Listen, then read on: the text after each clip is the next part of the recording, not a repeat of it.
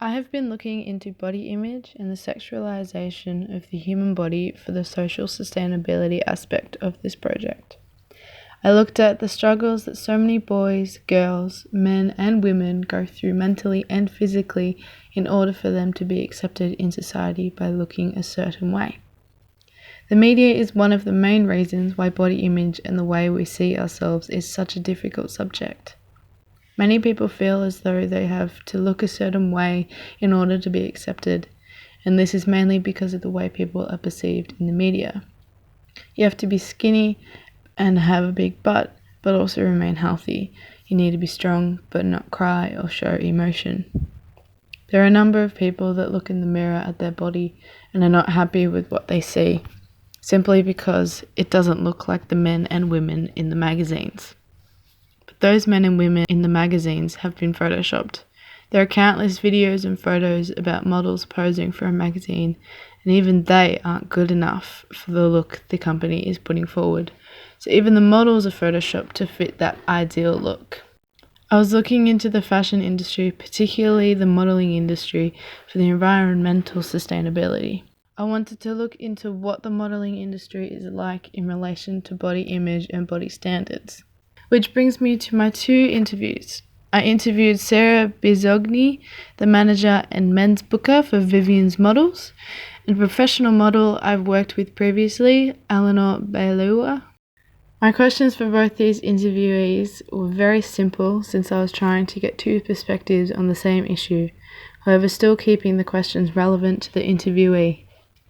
I asked my interviewees a range of questions which were structured so they would write one or more sentences to answer the question. This ideally would give me more information and opportunity to understand their answer better. The types of questions I asked were written so they could help me understand the industry and the positive and negatives which follow it. I wanted to know if the modeling industry is improving the looks they show off by using a variety of colours and shapes to promote equality and independence with the models they use.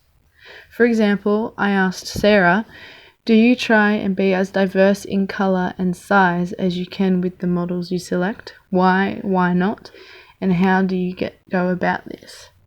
Sarah answered with, yes, we're huge advocates for diversity here and are mindful of the fact that the advertising landscape starts with the models made available to them, so we have a huge responsibility to make sure we can offer clients a diverse range of models.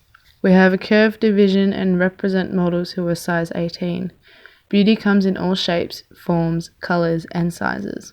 I also wanted to know if body positivity and healthy living was also one factor which the modelling industry is trying to promote. To find out more for this question, I asked Eleanor how she stays fit and healthy to continue to be a model. And her answer was, it's been said before, but balance. For me, I need to respect my body and what it wants. I love food and I love exercise, so I make sure I keep up a regular fitness routine and try and make healthy choices. But if I want those fries or that cake, I do it. Life is too short. Eleanor's answer told me that she is proud of her body and aspires to be fit and healthy. She does not starve herself to be skinny or restricts her diet so much that she is only eating an egg a day. Eleanor is a very positive and happy person, and this definitely shows through her answers and the photos she models for. Even though the responses to my questions were extremely positive and proves the modelling industry is heading down the positive track of accepting bodies for how they look, there are still many women who are unhappy with their bodies. In fact, research from the Butterfly Foundation found that 58% of college-aged girls feel pressured to be a certain weight, which is why I have decided to design this poster that you have been watching throughout this video, to hopefully bring more awareness to this issue in a fun and different way. I chose to paint these fruits, vegetable, and a peanut instead of drawing people, since I feel it expresses the same purpose. Each of these edible items are different colours, shapes and sizes, yet we do not discriminate against them before we eat them. That same concept needs to be further implemented into our everyday lives with humans and how we perceive ourselves. The first step is acceptance. Acceptance of our own individual and unique bodies.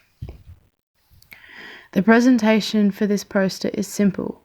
Many copies would be made and distributed everywhere and anywhere, especially targeting places which would get the most eyes gazed upon my poster from both men and women.